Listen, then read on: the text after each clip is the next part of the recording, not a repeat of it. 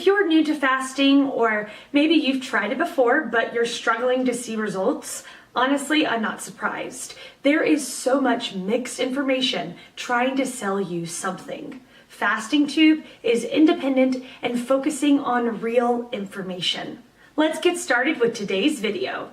The question, how can you gain muscle while undergoing intermittent fasting? There's one powerful hormone that no one is telling you about when it comes to intermittent fasting for better muscle growth. Powerful. I've personally been able to build muscle while dropping body fat by fasting 20 hours every day for 6 months combined with the ketogenic diet. But today I want to talk about the link between intermittent fasting and actually building muscle. Intermittent fasting and actually building muscle. You see, intermittent fasting is not just about fat loss. Intermittent fasting can actually have some pretty big benefits when it comes to muscle growth as well. I'm going to start this off with a study from the Western Journal of Medicine. Fasting. Study number 1. Study number 1. What this study found was just after 3 days of fasting, now mind you this is an extended fast, not necessarily just intermittent fasting, there was a 300% to 1,250% increase in human growth hormone. Another study that was published in the Journal of Endocrinology and Metabolism found there was a 5-fold increase in human growth hormone after just a short period of fasting. I've referred to human growth hormone in the past when it comes down to fasting, but what I want to do is explain how human growth hormone has an effect when it comes down to muscle growth. HGH. Human growth hormone is not just a random hormone.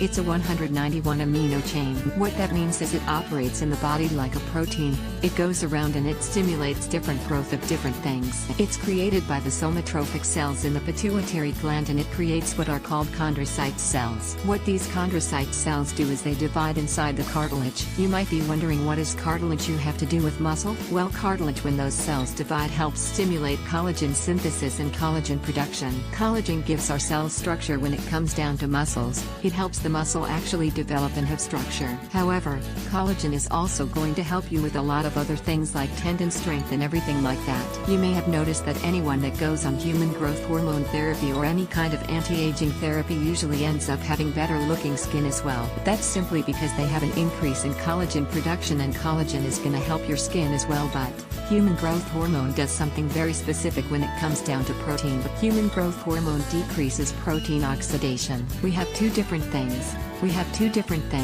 Protein synthesis, protein oxidation. Protein oxidation is where the excess protein that you're consuming is getting oxidized and ultimately become toxic. Then we have protein synthesis, which is what's utilized to build muscle. Human growth hormone decreases the rate of protein oxidation, meaning that more of the protein that you consume is actually utilized by the body to ultimately build muscle. This is exactly why having a 5-fold increase in human growth hormone when you're fasting can be immensely powerful when it comes to building muscle. Now let's talk about beta-hydroxybutyrate. I talked about beta-hydroxybutyrate a lot when it comes down to ketosis, but I don't always mention it when it comes down to fasting. When you go into a fasted state, your body produces this ketone body known as beta-hydroxybutyrate. Beta-hydroxybutyrate does a number of things within the body. In this particular case, I want to talk about a study that took a look at athletes that were already in a ketogenic or fasted state producing beta-hydroxybutyrate and how their muscle levels were affected when they were working out. What they did is they looked at these athletes, had them work out in a fasted state, measured their beta-hydroxybutyrate levels, and then they measured their muscle cells. What they found was that the presence of beta-hydroxybutyrate increased their muscle cell survival rate, meaning that when they were working out they were not burning up muscle tissue. Every time you work out you actually do burn up a little bit of muscle, so if beta-hydroxybutyrate, which is a result of fasting, helps that muscle survive, that's a very, very good thing. However, there was one other amazing thing that happened with this beta-hydroxybutyrate. They found that it increased the ATP function in the mitochondria, meaning that it literally increased the power of the muscle too. So by not eating and working out, you have an increase in your power in addition to actually being able to build muscle. That's pretty amazing. Now I have to talk about something known as myostatin. Myostatin. I've never talked about this in an article before. This was something totally new that you're reading. Myostatin is a limiting factor in building muscle. If you've ever seen those Belgian blue cows before, those are the cows that are completely yoked out of their minds. They look freakish. They have a genetic variation that allows them to have a myostatin deficiency.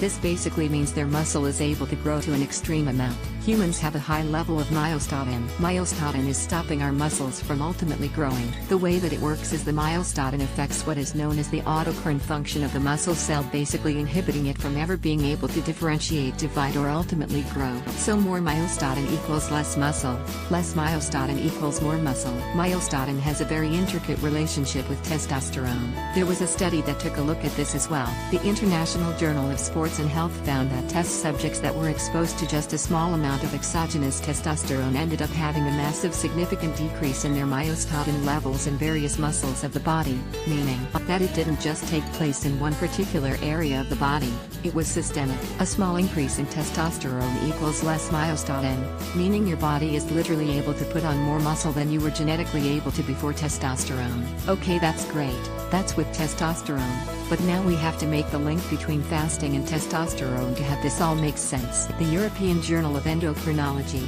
which I've referenced a lot before, did a study and found that fasting increases what's known as luteinizing hormone. Luteinizing hormone. Luteinizing hormone. Luteinizing hormone is secreted by the pituitary gland to ultimately allow the Leydig cells to produce more testosterone. More luteinizing hormone equals more testosterone.